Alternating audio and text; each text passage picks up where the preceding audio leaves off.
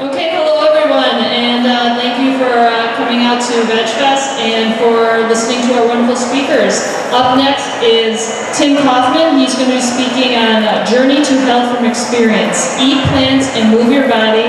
All you got to do is a little more than you did yesterday. So let's please give a warm welcome to Mr. Tim Kaufman.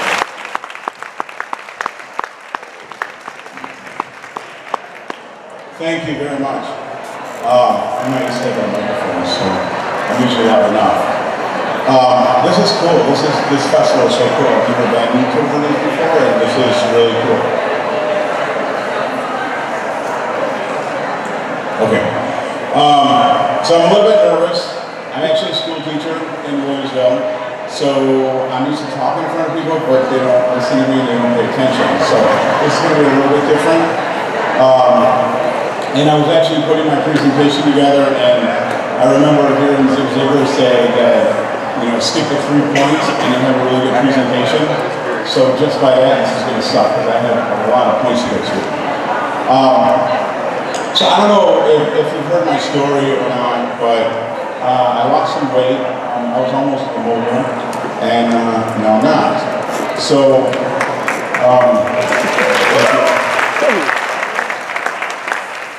I'm definitely not where I want to be, but I feel like I'm on the right road now.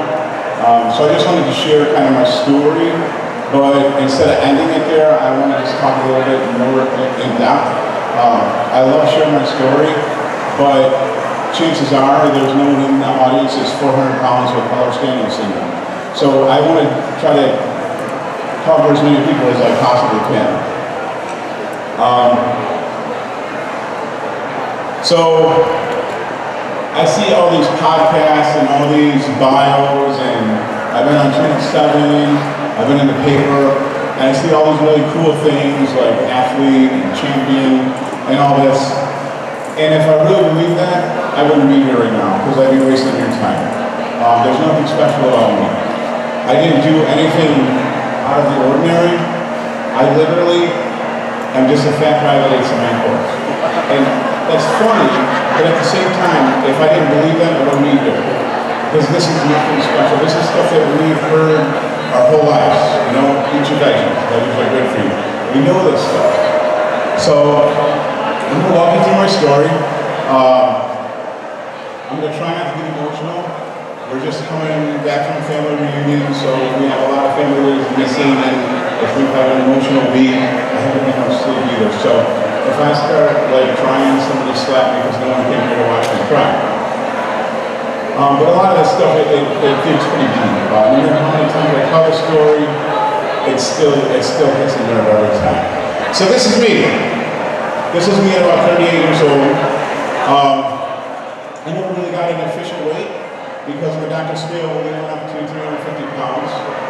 I cheated a couple times and looked at scales that were digital. And the last mark that I actually saw was 389. But I was still growing.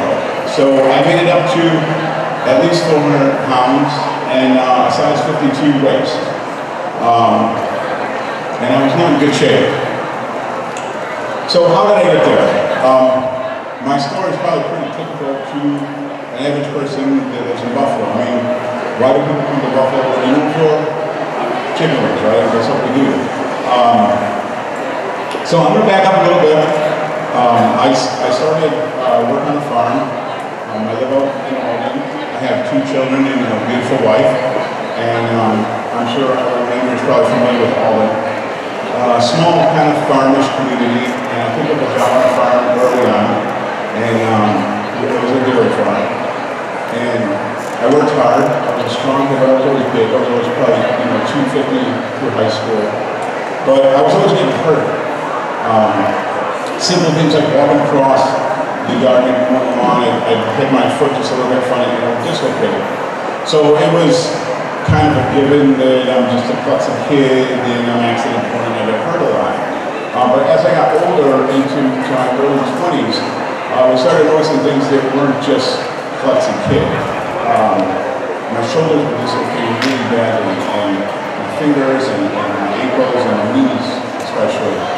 I would be, shoveling the driveway. I had boots that had a lot of cushion. My ankle would just twist inside the boot and it would wipe out. So I got a job in the factory, Niagara Machine Tool, over by ECMC. A lot of big, heavy stuff, like big wrenches and stuff like that. And I would be pulling on stuff, and I noticed my wrist would actually separate right from my arm. And it got so bad to the point where my shoulders, I would go grab something and my shoulder would dislocate. And it got so bad that I would actually sneeze and my shoulder would come right out the side. So I went out to work for a little while until I got my shoulder repaired, and then did something called an arthroplasty, where they take the ligaments and tendons and kind of stretch them out and then fold them over each other and then stitch them to kind of tighten that capsule back up. And what they noticed is when they went to pull them, they just kept stretching, kind of like silicone. So I was diagnosed with this thing called Ehlers-Danlos. I was very blessed because I got hypermobile, and there was vascular, there was problems with organs and things like that. And basically, the only thing that's wrong with me is I have genetic malfunction in collagen, so all my connective tissue is super stretchy. I still have that today. We'll talk about that in a minute. But the idea that the doctors convinced me was do little. Like, you're on limited time. My knees were destroyed. At 20 years old, I had so much arthritis. My knees were so degenerative that they needed to be replaced. But the problem is, nothing holds them together. So, and I quote the doctor, it would be just a waste of titanium. So I was in kind of a situation, and the doctors did what they could to keep me as immobile as possible because every time I dislocate, I do more damage, so I don't want to do damage. And I was in severe pain all the time. So in my early 20s, I got on like Lortab and things like that. And obviously, you know how that works. The more you take, the more about knees, and then it's just a vicious cycle. So I was on some pretty large amount of painkillers. And that's how I kind of started out in my 20s. The doctors had told me that I had to get out of the factory because a job that I used my body for leverage was just going to destroy my joints.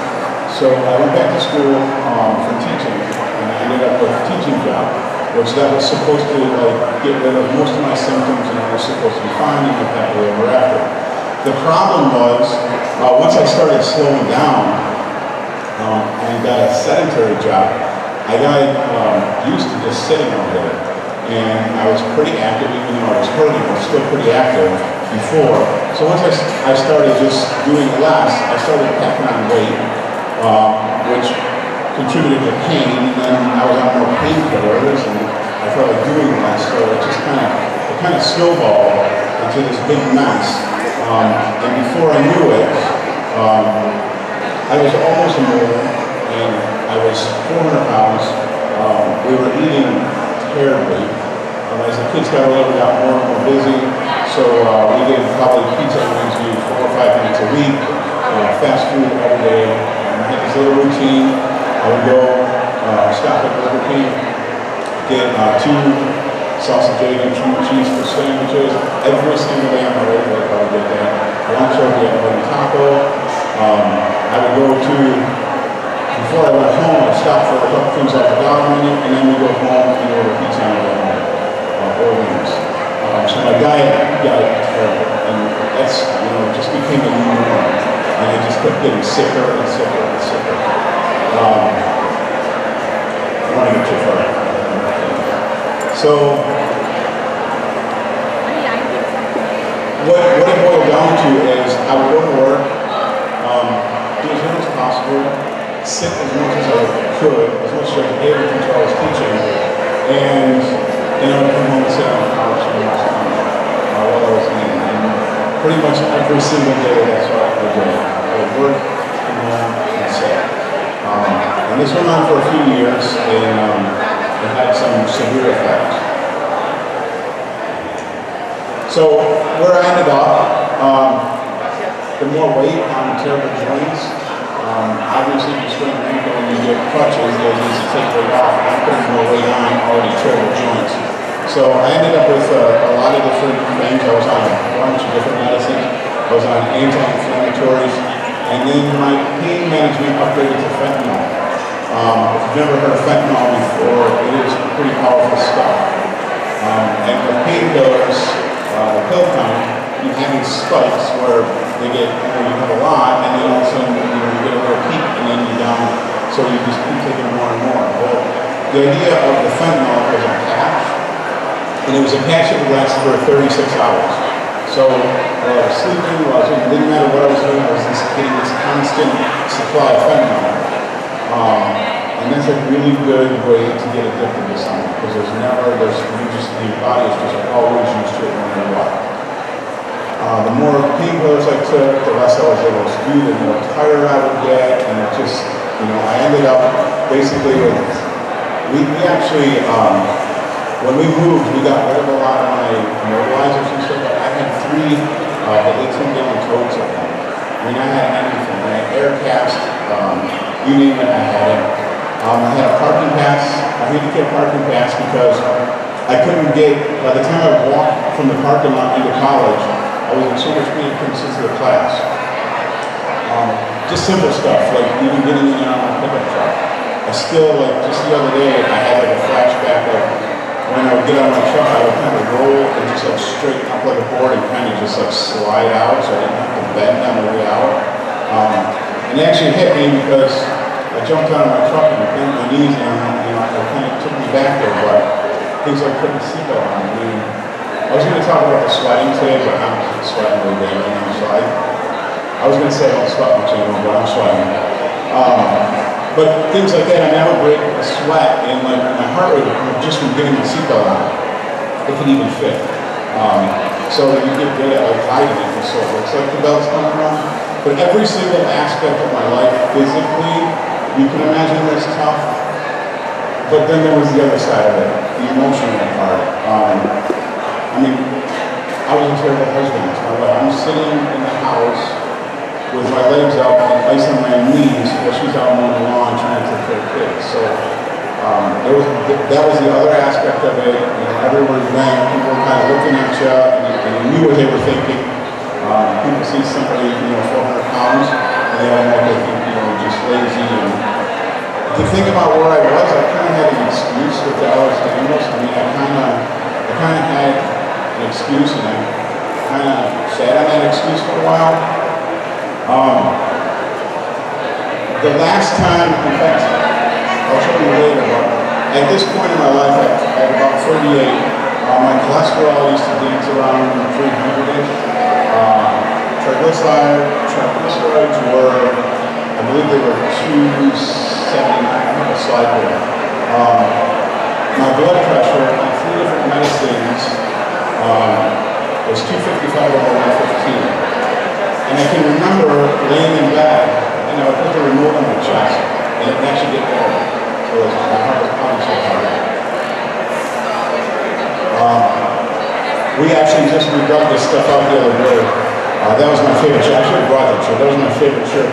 That shirt could fit a lot of people in it, and believe it or not, that's a 2X. And I think I like that shirt because it grew with me. You get really good at stretching your clothes out and make yourself think that they're smaller than they actually are. But, there's a couple of my canes, and one of those braces there, they actually cast in my legs, sent it to California, and they brought me a carbon fiber titanium brace. And just the copay on that was $1,800. My knees had gotten so bad that they would just fall, just with my weight on, they would just buckle. So that's kind of a place I was in a bad place. There were mornings, there were nights I could go to bed and I didn't know if I was going to wake up in the morning, and I don't really know if I really cared that much. I would be snoring at night, and then I'd stop, and then Heather would shake me, to see if I was still breathing. So I was in rough shape. I was in a bad way. And we had a few things happen in our family, and I'm actually very passionate about finding out. I'm finding there's a lot of people out there that are kind of like me, and I'm dying to know what makes someone get out of this mess again. What if we could recreate what happens to get somebody to get out of this prison I mean, it would be so easy if we could figure it out. But the problem is, I talk to a lot of people that have stories that are almost identical to mine, and the stories are so out there. There's so many things, and the only thing I can describe it is it's like if you've ever seen the inside of a lock, like a tumbler, that all these pins have to like align at the perfect spot before you can turn the key. Now that said, what I've been finding is I can tell you what keeps people at this, because that's a whole different story. Once you get out of that, I can tell you what keeps people in it. And it's actually very similar to like any other addiction, alcohol or anything else. In this community and service and giving back and things like these. But at any rate, so I'm going to just try it super quick, show you the catalyst. I don't think it could be recreated, and I wouldn't want to recreate it. But this was my catalyst right here. About 6 years ago, or probably longer than that, my wife's going to be correcting my mistakes when I'm done. But her mom was an awesome lady, and Heather and her mom were super, super close. She's the oldest kid, and they had a really special bond. And so did I. Heather and I met when we were 15-ish. We got married super young, so our families were kind of combined. I mean, she spent a lot of time at my house, I spent a lot of time at her house. So her mom was a special lady for me too. She got, sick and thought it was a cold or something, and she just wasn't getting better. And then she got really sick. Before we knew it, we were tossed into this, Roswell experience where, we found out she had leukemia. And as she's battling that, at Roswell, my father was diagnosed with kidney cancer. My father was my best friend. We did a lot of stuff together. And so these two things came together, and our life went from just trying to make it through the week to taking care of my mom and my dad and having all this extra stuff going on. So, long story short, I don't want to get too into it, but we would go to Roswell. We spent a lot of time at Roswell, and I would walk up into the ring, and a couple occasions when she was doing, I think she was doing stem cell, blood transfusion. Okay, at any rate, she was on chemo all the time, super sick. And with leukemia, they have to keep a very sterile environment. So somehow it ended up that she was actually in a pediatric unit. And I can remember going up there, and she was so sick. And the goal was to get through the day, to just live one more day. And we're going up there, and there's these kids, and they don't have any hair because they're doing chemo. They all have masks on, but they're playing video games and they're playing. And I can remember walking in her room, and the first thing she says to me was, "How's your knee?" And it just killed me because she's trying to make it through the day, and she's asking me how my knee was. And then my knees were messed up, but I had knees, and I could walk out that door, and there wasn't an airlock to get out. And I pretty much knew I was going to make it another week, and she's worried about my knees. So it definitely. Spending time down there definitely opened my eyes to gratitude, and I started looking at life a little bit differently. I think we all know that our time here on earth is limited, but when we really get hit with someone we love that passed away, we really start understanding that it's the real deal. So meanwhile, my father was diagnosed with kidney cancer. They gave him 6 months to live, and he made it 6 weeks. Passed away. And going through both of these things at the same time, it definitely made me look at my life differently. When you watch people, struggle to just live, it makes you appreciate what you have. So I started focusing on the things that I had instead of the things that I didn't have. And I started kind of letting go of the bitterness and started being grateful. Yeah, I was 400 pounds, I was in pain, but I wasn't fragile. You know, and I myself didn't have a child that was in that room. So, this is going to be a tough one. After her mom passed away, things kind of coming back down to normal, or normal as they can get. You can just see the pain every day. Every little thing that would happen, every little knick-knack that we'd see would bring back a memory. And my wife was just, she just had so much pain. And I can remember she used to put my socks and shoes on sometimes for work. And I can remember she was putting my socks and shoes on and she always, you know, do the little double tap on my ankle, okay, you're all set. And I looked down at her and I thought, I'm going to be the one that's going to cause that pain. What's she going to do? I mean, at the worst, I'm going to die, and at best, I'm going to be involved and she's going to try to take care of the 400-pound husband. She didn't sign up for this. So I decided I had to do something. I had to at least try something. Even if it didn't work, I was going to try it anyway. So I went to my doctor, and I had been doing a lot of research, and what I wanted to do is get bariatric surgery. I wanted to get a lap lead. I went on YouTube and I found a whole bunch of videos about people that were my size that got the surgery, and a year later they were running around. And it blew my mind how fast this could happen, and it was just like the panic button. So I started doing all the research. I found a place. I got the paperwork. I got a big packet in the mail, a folder. I filled out all the paperwork, sent it back. And basically, I had to go to a couple classes, and I had one thing left to do. I had to go visit my primary doctor and get him to sign off on it. Heather has been by my side through every single thing I've ever done. I've done a lot of stupid things. But she wasn't by my side. She would not go along with this. She wouldn't come out and say absolutely not, but she was not a fan of this. So I just keep showing her more YouTube videos. But I thought if I go to my doctor and I get him to say how critical is it that I get this, then that's a doctor and we're all set. Her fear was, first of all, I was on so much medicine that they actually warned me if something happens that I go to the emergency room to tell them because I'm going to need a lot more medicine than a normal person. So she was worried about the anesthesia, waking up for that, and I was in bad shape to begin with.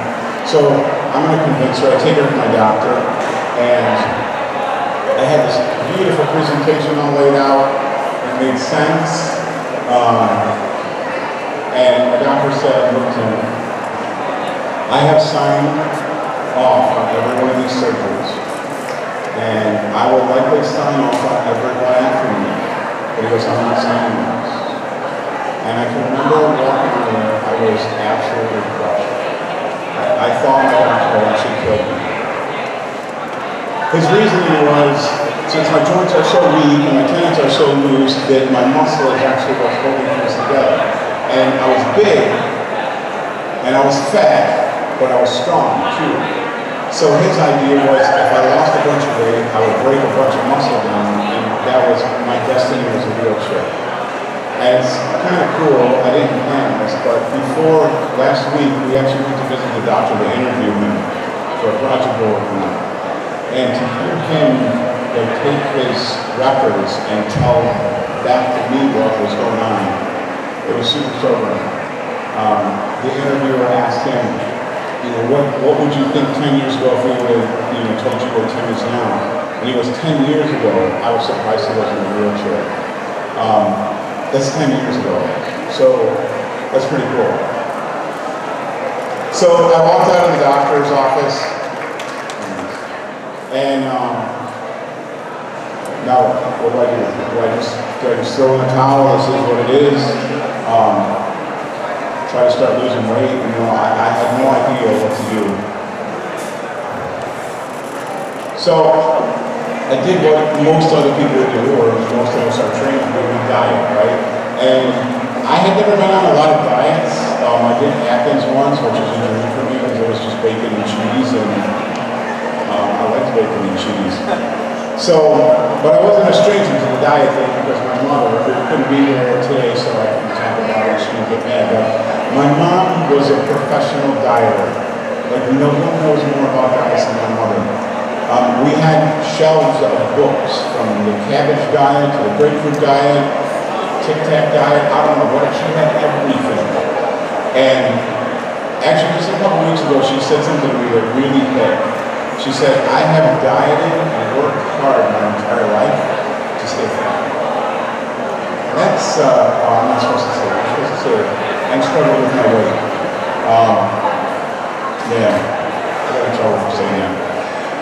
But that's like, I mean, that was just an off-the-cuff thing, but that's pretty powerful. I mean, she has spent her entire life working hard and dieting to struggle with weight. It doesn't make sense. But of course, I'm going to do the same thing. So, the first thing is calories. I started watching calories, and I wasn't really good at watching calories because I like to eat, right? I don't like things taken. No one likes anything taken away from them. But I started making changes, and some of the changes I made, I would switch my red meat out for turkey. So, I shouldn't do this at a vegan festival, but I'm just telling you the truth. A lot of my life was processing meat. I mean, I grew up on a farm and hunted. There were weeks, somebody's gonna throw something in. We used to process 300 pounds of meat per weekend with me and my two friends. It was smoked, like we did it all. That was my life. So I started looking at like how I could adapt that. So for Thanksgiving we buy a lot of turkeys, and then I just swapped out all the red meats and the pork for the turkey. I love cheese, I was a big cheese guy, so I would take like one of those bricks, I don't know how much that was a snack for me. But I started trading that for mozzarella cheese, so like a lower fat deal, and of course cottage cheese, because that's a good weight loss thing there. But at the same time, I was also adding some fruits and veggies in there. So when I would take my daily trip to Burger King, I would still get the 2 sausage croissants, but I'd also take a banana with me. And little by little, what started happening is I would, because I'm super hungry, right, on the way to Burger King, I would like have a banana first, and then maybe 2 bananas. And before I knew what was happening, I would eat the bananas, and then I didn't really want that second sandwich. So that was actually like the beginning of my transition. The other thing, back to being grateful, when you watch someone laying in the hospital bed, it kind of gives you a new thing, just like getting out of your truck or walking to a parking lot. I knew I could move a little bit, so I got out a journal, which is really great for me, and I started writing stuff down. I started writing with a plan of attack for good. And I actually prayed, and my prayer wasn't for this giant miracle. My prayer was just to do one little thing more than I did yesterday. Nothing crazy, just, I just prayed that I have enough strength to just do a little bit farther than I did before. So things that would, I look back and they're kind of funny, they were a big deal for me. About a week before all this happened, I went to get out of my chair at work and I put both arms on my office chair. So what I was doing is I was using my arms to lift myself up. So I had read that it's probably better not to use arms than use your quads. So one of my first things that I journaled about was, instead of just getting out of the chair, I would get out of the chair, sit back down, and get back up. Which doesn't sound like a big deal, but when that's the majority of your activity, you're doubling your activity, that's something. Little things like that, steps, stairs were a killer for me. I'd have to take like 3 breaks to get upstairs. And one of the things on there, it was like 7 stairs without stopping. And then I would hang on to that, and then the next day try to do a couple more stairs without stopping. So that's kind of how the whole thing started. Now when you're 400 pounds and you make these couple changes, you start dropping weight really fast. And you start feeling really good. But you're going to get to a point where the weight's going to stop falling off. So I was doing better. I still felt like crap, and I was still a good guy, but I was at least making progress. I had some weight coming off. And then one day, I I was sitting on the couch watching Netflix because that was how I spent most of my time. And I came across this documentary called Fat, Sick, and Nearly Dead. And the whole idea of this is Joe Cross comes over from Australia with a juicer, and he travels the U.S. for 60 days, and he drinks nothing but vegetable juice and fruit juice out of his juicer, and his goal is to get off all prescription meds and lose some weight in the process. Super inspirational. And I love the movie. By the time the credits rolled, I had already ordered a juicer. And it just happened to be, I don't know the exact time, because I'll get corrected all the dates again, but somewhere close to New Year's, because New Year's was coming, and I'm like, I made a commitment, I'm like, I'm going to do 30 days, I'm going to do a 30-day juice fast, and that would have been almost 4 years ago, 3.5 years ago. And I remember it because the last piece of meat that I ate was at 11:59, we had a traditional pickled bear, and this stuff is the nastiest stuff you could ever imagine, and that was the last piece of meat that I've eaten. So, as soon as I started this, literally, on day 5, I was feeling, the first thing I noticed was sleeping. I had not slept at night in years and years and years, and I forgot what it was like to sleep. So to wake up, like day 5, the first 2 days were terrible. Day 4 was like death. And then after 5, I feel pretty good, I'm not hungry anymore. So the whole idea is just shut your digestion down and your body can start healing itself. And at day 5, I remember waking up thinking, wow, I feel fantastic. And I was in the same spot that I had been down. Usually there's covers all over. So I got the first good night's sleep, and it was like amazing. But I started with some other stuff too. I started getting more energy. My joints didn't hurt as much. And I don't know if people ever read, when you get a prescription, you just kind of throw the thing in the garbage.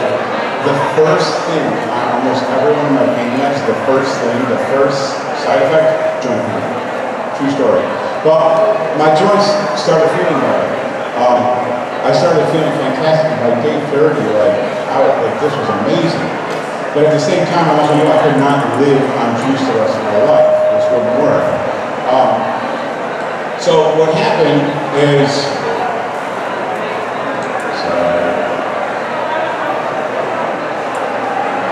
what happens is because you watch Fat, Sick, and Nearly Dead, Netflix, and tomorrow you can watch this. So I stumbled across, and I don't know what the next slide is, but I stumbled across Forks Over Knives. That movie, Forks Over Knives, literally changed my life. It's a great, if you haven't seen it, it's free on Netflix. I watched that movie, and I've never done this before, and I watch a lot of movies. I got to the end of it, and before it was done running, I did it again. And I can remember thinking, if this stuff is true, somebody should go to jail. Because this is so simple. It's so simple. It's so uncomplicated. And it just blew my mind. So I thought, if I could do the juice fast for 30 days, why can't I just eat what's going into my juicer? Try that for 30 days, see what happens. The weight kept coming off, I kept feeling better. I kept getting rid of more and more symptoms. And I started getting an education on this stuff. I started digging a little bit deeper, and at the same time, my activity started increasing as well. The lighter I got, the better I felt. And I just kept eating good food. I was still juicing once in a while. I would have a fresh juice once in a while. But I was really enjoying what I was eating. I was feeling better. And my first walk, my wife and I, before my wife would say, hey, you want to go for a walk? And I'm like, what happened to the truck? Why would you walk when hopefully your vehicle in the driveway? But she convinced me to go for a walk. And we started over on the Lancaster Heritage Show. We started at Town Line.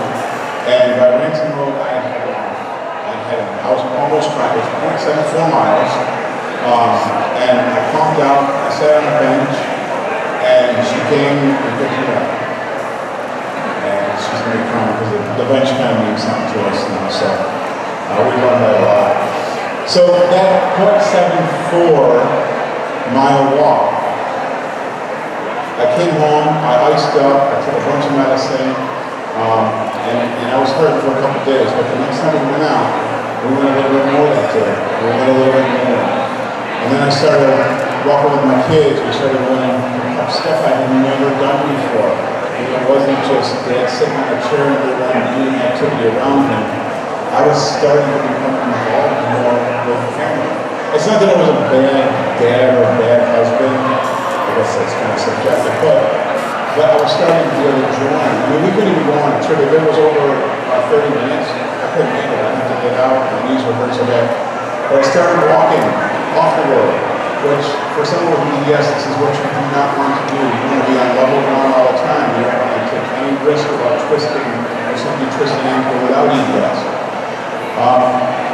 The more I ate, the better I felt. The more fuel I had, the more I could do. So again, we went from the .7, the bag of crutches, all this stuff. Oh, there. That second picture right there, that's the bench. We found out actually it's a rock, but it's close to the bench. And then we started going to explore other places down in Elkidville. We started hiking a little bit more. And I actually started hiking a lot, and the .74 turned into a couple miles. And before I knew it, we were walking 2, 3, 4, 5 miles sometimes. I picked up a pair of hiking boots, and the flat walks, the trail started turning into hills. And the hills started turning into mountains, and every time I went out, I would make sure that I went farther than I did the last time. And I was still wearing braces, and it still hurt, and I would still swell up. But at the same time, I was getting progress. I always had with me, I always had some loose bandages, some wraps, because I knew the chances are I was going to come home hurt. But what was happening is, instead of me twisting an ankle and being swollen up for 3 weeks, the inflammation would just go right down. Like, it would happen, and then a day later, I'd be right back out there. Instead of 2 weeks with my feet up, ibuprofen, indomethacin, and all this other stuff. So the anti-inflammation thing, I started looking that stuff up. Well, what foods are anti-inflammatory? Well, it turns out everything is coming back to the plant. So, a lot of greens and ginger. And I started actually eating stuff to fix my body. I set out a 1-year goal to summit Big Slide Mountain. That's this date up to 2012. And it was a tall order because I was still pretty much not moving that good. But this was a big hike. This is a big hike. It's a high peak in the Adirondacks. I think it took us over 11 hours to do it. It was terrible. I really thought I was going to die. I really thought I was going to die. More than once. But we made it. We summited at the top, and it was unbelievable. It was the most life-changing experience. Thank you. Since then, I really have a fondness for the Adirondacks and the mountains because it's exactly what I'm not supposed to be doing. And I've had my wife up, my whole family. We did a high peak like 2 years ago together. And I think I've been up, I don't know, 9 to 10 high peaks. And then all of a sudden, walking just didn't feel right anymore. I had enough energy that I had a little spring in my step. And I said, I wonder if I could jog. Just a little bit. And so this is here, we signed up for a tough water event to see what they're going to do as like a family thing. So this picture right there is that same trail that I had to get picked up on. I mean, I'm not like, I still don't run fast, but we were trying. We were doing a little more than a walk. And then that walk started turning into a 5K, and this 5K, this first one here, is the coolest thing that's ever happened to me. This was big. People, actually, when we got to the finish line, people thought something happened. My wife and I, we were just overwhelmed with tears. So that was my first 5K. And then we got some more 5Ks. And this picture in the middle right here, I actually ran the Mighty Niagara Half with a valid handicap parking sign. And I'll show you in a slide later on that handicap sign, you can't see it, but taped on the back side of that. It's her mom, my dad, my family, and me. And at the time I had a friend that was struggling with cancer too, who's since passed away. So I put that there, sorry, to remind me that I'm out there and I'm chasing pain on my own terms, and there's other people that have it either way. Sorry. Then I picked up my bike, and I got into biking a little bit, and there was another family thing. Heather's sister and I, we do a lot of biking around, and we did a century last year for the Multiple Sclerosis Society, which meant a lot to me because my sister has multiple sclerosis. We did I think I've done six half marathons since then. I couldn't pick a piece of chalk up before, and there I am deadlifting 500 pounds, which is okay. I mean, it's not great, but I'm not with no joints, that's okay. Stronger, more mobile, and all the time just keep, fueling with things.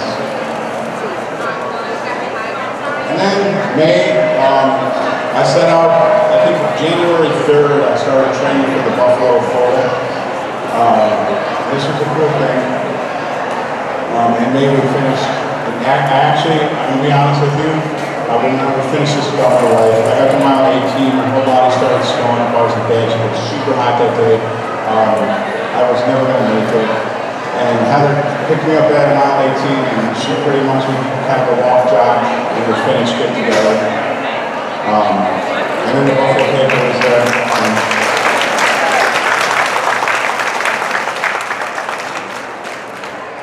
These three guys down at the bottom, there was three, there was another one, a lady I work with.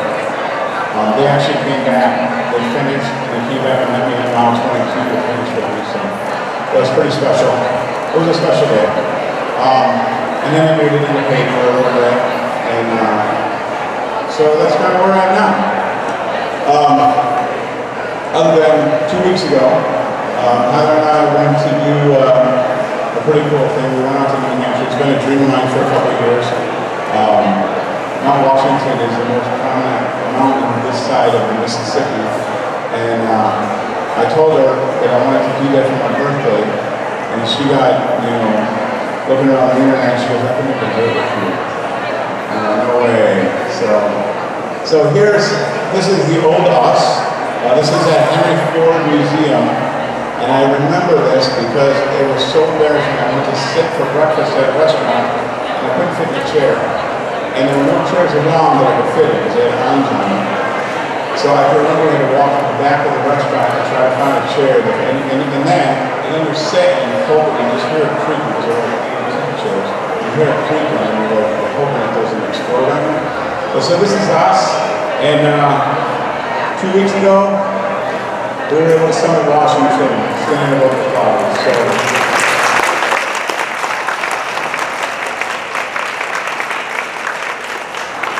the cool thing, we got to the top, and we were tired. But the cool thing is, we were tired. We were tired. But I think after a break, we wanted to win 5 years. So seriously, I'm not saying that to brag, but it's amazing. 0.74 miles. It's still just unreal. So some metabolic numbers here. I went to the doctor in January, and my cholesterol was 117. I'm proud of that. I'm not so proud of the fish. I'm proud of that. Because people, that's hereditary. I have hereditary high cholesterol. I don't know how that works. So I don't know if everyone in my family's cholesterol came down too with mine, but that's genetic. Triglycerides, I told you, they were 259 in 2009. And last time I got on take 74. Again, this is hereditary. So I must have changed my genes or something. So who cares, right? You don't know me. I'm just a fat guy that ate a bunch of apples, right? No one knows me. And like I said before, there's probably no one in here that's 400 pounds with a joint condition. But this is why every single person should care about a plant-based diet. Because obesity in this country is growing so fast. 30% of all Americans are considered obese. I don't want to get into the numbers. I'll leave that to the doctors. I like the numbers, but I also picture myself as a 400-pound guy wanting to throw a hamburger at me. Back in the day, I would have never been here, but 30, so 30 more percent are overweight, but not obese. And so basically, in America, 30% of the population is at a normal healthy weight. That's scary. And those numbers are growing so rapidly.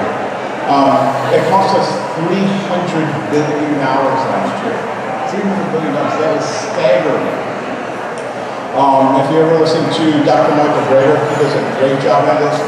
Most of the diseases that we're dying from are totally treatable. They're just chronic inflammation. The same inflammation that I saw leave my body is the same inflammation that does stroke and cancer and heart disease and all this stuff. This is all caused from inflammatory foods. Inflammatory foods like meat, dairy, oil, all this stuff. This blew my mind. Not that I was getting this ready last night, but last night I saw that 70% of all Americans on a prescription drug. That's crazy. And then half of them are on 2 drugs. I'm sorry, 50% of the entire population is on 2 or more drugs. We're getting heavier, sicker, less mobile, and we keep throwing more and more money and more research at it. When you think about it, this is nuts. Think about where we've come medically 50 years ago to where we are now. What's going on? Like, we're getting sicker and fatter and sicker. Sorry, obese. We're getting more and more obese and sicker and sicker. Diseases that are totally, as Michael Greger calls them, voluntary diseases. So how come? You always hear this all over the news. We're always looking for a cure. But why can't we start looking for the cause? Because we're doing something wrong. We're doing something wrong. So maybe it's time to step back. So maybe it's time to step back and just take a minute and look. We're tearing with medical technology and advancements, and we're going crazy. Maybe it's time to stop and look behind us for a minute. Past generations, they had it harder, they had it different, they had to wash their clothes by hand and stuff like that. But look at the food choices that they made. They were different than we had, way different. The other thing is, I gotta kind of get Steve out here. The other thing is other cultures. I have a friend from Ghana, and when he came over here, he said that cancer, it's not part of their culture. It's so rare. And it's not that they don't have the technology to find a cancer. It's just super rare that it's there. High blood pressure, unheard of. Type 2 diabetes, non-existent. If it is, it's a really freak case. And when we look at the statistics from other countries that have a starch-based diet, they're nothing like us. And then there's the fat birds. I wrote a blog post about this one time. If I was, my wife loves watching the birds out the back window, and we have a couple bird feeders there. And I'm watching the birds, and she's always filming things. They'll go and they tell her to top it off. And I thought, those birds come there, they're unlimited supply of food. They can eat all day. And they do, somewhere. But I never see a fat bird. And I've been in the woods my entire life. I've been fishing my entire life. I never pull up a fish that has this big old beard dog on it. What the double cheese? I never saw the beard of a muffin top before. It's just, it doesn't happen. Now you have fat dogs, right? And that's because we do that, right? So I started thinking, is this really true that if we eat the food that's intended for us, that we can eat as much as I like it? I like to eat as much as I want. But is that really a thing? But it has to be. So all we're plowing through this medical technology, we never stop to look around us in nature. This problem is non-existent too. The other thing is the diets. Diets are so confusing. And I wish I had time to do that, but I don't think I do. What's the biggest diet out there right now? Like, if you're going to lose weight, what do you do? Paleo. You know what the paleo diet is? It's Atkins that makes you feel better. That's what it is. So, the paleo diet. So, the whole premise of this diet is go back to your caveman roots, and that's how you're going to eat it. It sounds good because it's really natural, and get rid of all this processed crap. and it's good. But if you really think about what was going on before we had all this processed food, I'm sure no one's ever tried to catch a rabbit with their hands or anything. But while you're trying to do that, I can tell you it's probably pretty hard. There's cattails right there that if you put them on the ground, there's starch right underneath the ground. So what is easier to get? Plants, berries, foraging, or go try to spear a little mammoth? You know, it doesn't make sense. The whole premise is like fried.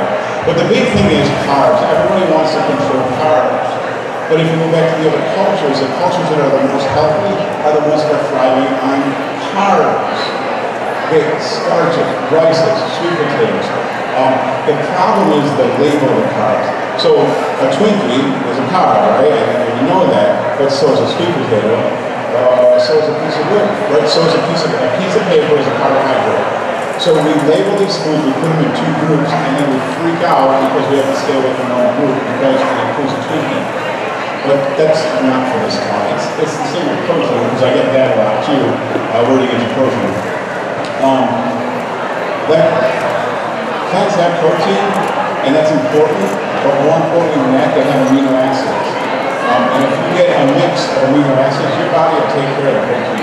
So basically, the only way you're really going to starve from the lack of protein is if you're starving. I don't know, I do okay with not a little protein, but that's another story. So there's a ton of diets out there, and how do you know which one's right? I mean, this slide, the background there, I mean, I think there's 100 different diets right there. There's even a junk food diet. I would have looked at it too. But the problem with a diet, they're temporary. You always go back, when you go on a diet, like when I did the Atkins, I lost 60 pounds, it worked. But eventually you're gonna break and get that pizza, right? And when that happens, your body's gonna hang on to all the bad carbs that it can, and then we gain it back with interest. You know, and I think there's a lot of people that do that. This is Dr. Campbell, and I love this guy. He's been doing this quite a while. He's a super healthy guy. He's actually a dairy farmer that grew up in New York, and he's done a lot of research with the China study in there, and he said he feels like nothing else in medicine that can come close to what a plant-based diet can do. The problem is we're being inundated all the time with advertisements. And I cringe when I see it. It wouldn't bother me years ago, but I cringe when I see this. Because if you run, okay, so what this is implying, that a guy running, okay, he's going to refuel chocolate acres and do big thing, right? So I challenge somebody to run and then chug down some chocolate milk. I want to see that happen. Because it doesn't. It's just like the Gatorade on the football games. You know, there's Gatorade, but no one drinks it. They drink water. You know, if you really get down on the field, they're drinking water. They're keeping this stuff all over. But it looks good, right? It looks good because those pictures look great. But the truth is, when you see the research, you realize that casein is the major component of protein in the milk, is the best cancer promoter ever. And again, if you go back to those birds, because I have a very simple mind when it comes to this. If you go back to those birds, go back to the animals. What other animal drinks another animal's milk? It's weird. And not only that, what adult animal drinks mom's milk? It's just weird. It's weird. When you think about it, it's very weird. But we've been trained because this looks so cool. This looks good. But the truth is, Dr. Campbell actually gets into where he can turn cancer on and off by adjusting the protein that's in the milk. But nobody hears about that. This is cool too. This was actually interesting when I started looking at this stuff. Meat is like a superfood. Like I started researching this a little bit, and some of these I thought was a joke. You know, the benefits of red meat and all this stuff. And we know it's packed with cholesterol. We already know, like it's proven. Like there's no diet of processed meats cause cancer. Like it's a carcinogen. Like that's straight up science. But then I came across, there's this one. But what people don't know is that meat, you know, everyone tries to avoid sugar for diabetes, but meat is just as bad. And I don't want to go through the statistics. This is a really cool one. I saw this one, I had to throw it in there. Because I didn't believe it. I thought this was a joke. you start reading about hot dogs, and they start telling you all the benefits of a hot dog, and the different vitamins and stuff. And then, I don't know if you can see from here, but there's a little disclaimer here that makes sure it comes from a good slurry, right? And you have to get a wholesome slurry here. And the funny thing is, the reason I put this in here, that it actually, you can't read it, but it has a quote from the beginning, Hippocrates quote, like a food like medicine. And that's legit. I thought it was a joke, but it's legit. So there you go. If you want a super foodie, hot dogs. Stereotypes. This is a big one for me. I didn't jump right into a plant-based or a vegan diet. Sometimes I'm a little apprehensive to say vegan because a lot of like me, myself back then, I wouldn't even listen to me. I think if I saw someone running, I'd probably be the one opening and yelling at them. But my stereotypes of what a vegan looks like or what a plant-based looks like would be like this guy. And if you ask me what he ate, I would say it looks like this. And I don't think I'm alone with this because I know a lot of my friends actually think that that's how I live and eat. But if you do a little bit of checking into this stuff, what you find out is there are some world-class athletes that are plant-based. Some of them, like Robert Cheeky, he used to supplement with a bunch of protein powders like pea protein and stuff. He doesn't even do that anymore. For my diet, I don't really check it that much, but I feel best when I run 80-10-10, which is 80 carbs, 10 protein, 10 fat. And it's hard to do because I love cashews and almonds and stuff. So as soon as I have a handful, then it's over. But I try to stick to that. But these guys are doing it. These are world-class athletes, and they're doing it. And then my favorite one is this guy, Patrick Boboumian. He's from Germany, and he is Germany's world's strongest man. He does not need meat or dairy. He's a machine. He has the strongest rope player that's getting 12 record right now. Super cool guy. The other thing, what do you eat? Okay, if you don't eat meat and you don't eat dairy, and I don't eat oil either, what's left, right? Those spinach foods, right? Hopefully this will work. This is super fast. Thank you, Chris Galvin. Chris made this for me. That's why it doesn't work.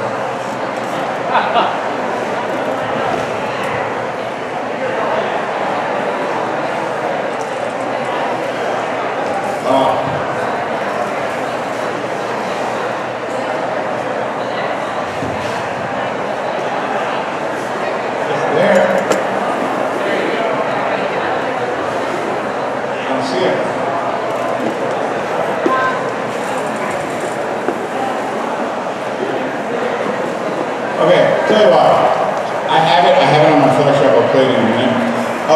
So basically it shows a whole bunch of really good food that I eat, and it's food that you wouldn't expect, I don't think. So where do you begin with this stuff?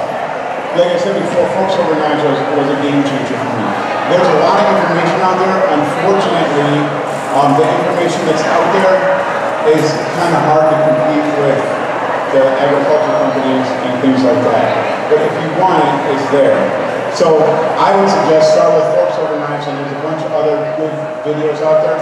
Also, the Esselstyn's, the Campbell's, and the Beagles. You will never stop learning from just those two things. But you can go on forever learning. So that's all cool. I mean, the tours are pretty simple. Eat vegetables and fruit. It's not rocket science.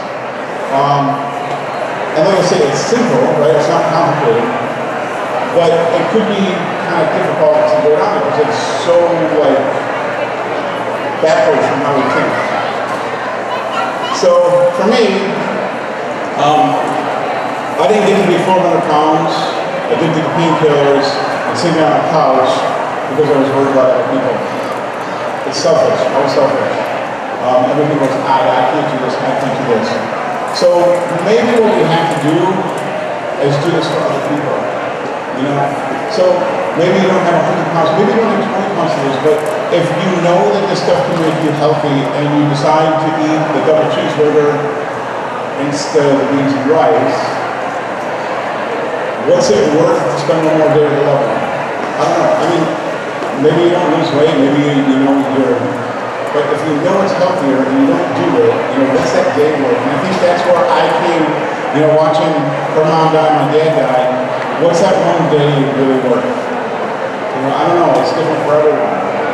So I can't tell you, but for me, when someone calls me and wants help, the first thing I ask them is, do you have family? And then when they say, yeah, most everyone has some kind of family. I ask them, what would your family look like without you? That's sobering. A lot of people I'll never hear from again. But the truth is, if this was still about me, I would still be 400 pounds in college. And this video is not going to work either. But the other thing is, people act like I'm this really freaky anomaly, and it's not it. I'm connected with a bunch of people from all over the place, and there's just more and more. I put a thing out on Facebook and asked for some before and after pictures, and I had to stop. There's just hundreds and hundreds of them. So I'm going to see if this works, and if it doesn't, I'll try to find them.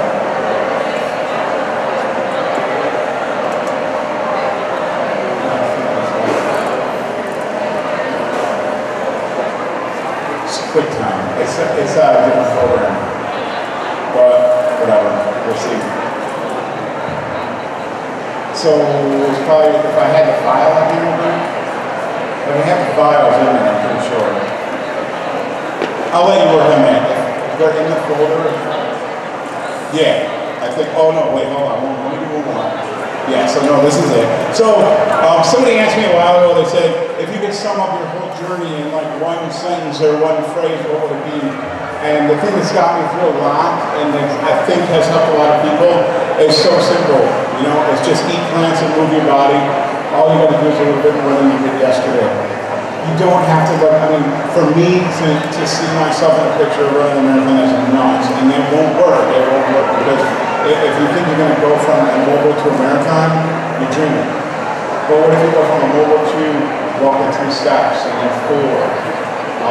I think sometimes it's good to have goals, long-term goals, but I think we got to meet them with short-term goals instead of just throwing a towel when we hit something. It's not easy. It's not going to be easy. But like I said before, my dad and her mom came to them. So it's going to hurt, and that's okay because life is painful. But now I hit that thing on my terms now instead of letting it come to me. I go seek it out. And there's a lot of days I don't want to get up and run in the morning, but I go do it. Because if I don't, it's coming back to me. In my mind, there's always a 400-pound fat guy chasing me. The other thing is I'm not quite as up to this stuff as I should be, but I have a website called fatmanrants.com. It's the rankings of the former Fatman. So I vlog all that, kind of go back, I kind of document, where my thinking changed. And I try to write a little bit, I try to get what's in my brain on paper, I don't know if it works. And then you can also find me on Facebook, YouTube, Instagram. I put stuff on Twitter, but to be honest, I've never been on that, I don't even know how it works. So yeah, that's what I do.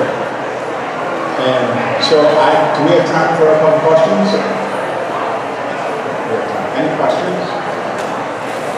How much do I exercise now? I do not use the word exercise. I wrote about it, you should follow my blog. I call it grateful movement, because exercise just sounds like a chore, it sounds fancy. So when I go for a training run, okay, it just depends. It's just a fun 5-mile run. If I'm training, obviously my wife is going to complete her first half marathon at the wedding anniversary, so that's going to be really cool.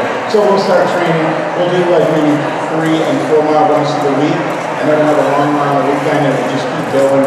We'll put 1 or 2 miles on that up until the end of September when the race is. But then we're doing 100-mile century, so at the same time I'm doing that. But plus I enjoy stuff too, so I'm hiking. We love running. That's another thing that I was going to talk about. From Buffalo, I don't get really a chance to talk to Buffalo people. We're known here for our wings and our pizza and our beer. And it was really cool. We had Gastronom Tommy last week.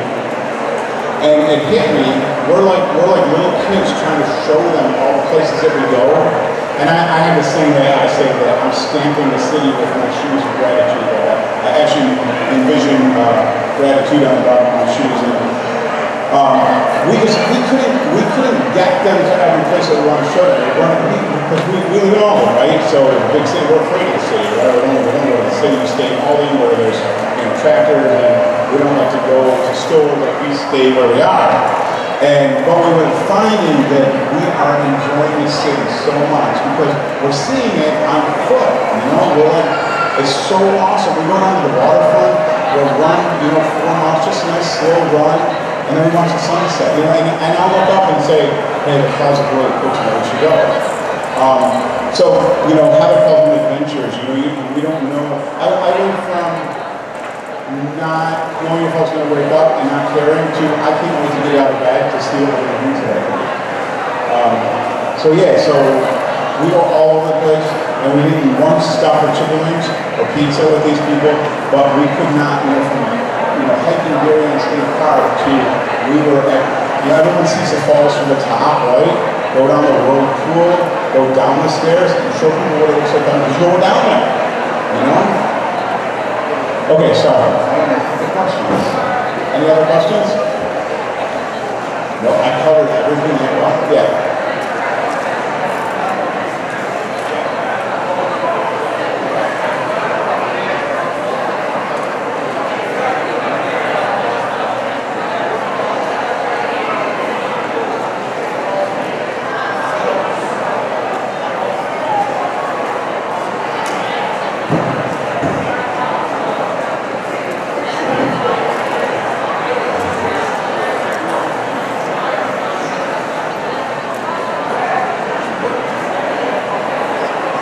Okay, so his question was, he has a very strong Italian background, and his family likes a lot of meat. And so out in Alden, I used to get together every Saturday, go for breakfast, farmer's breakfast, bacon, sausage, all that. And, big burger guys and camo. And then I'd sit down and I'd be like, yeah, I'll take the oatmeal and strawberries. Okay, sorry. I went from avoiding all that, to just avoiding putting myself in that position to, now, if I go to breakfast, people be like, well, the strawberries are really good. So, I guess it's something you got to deal with. And for me, from where I come from, I don't care. But, so I don't know what the answer is. But thank you very much. I think that's all I have time for. Thank you very much. I appreciate it.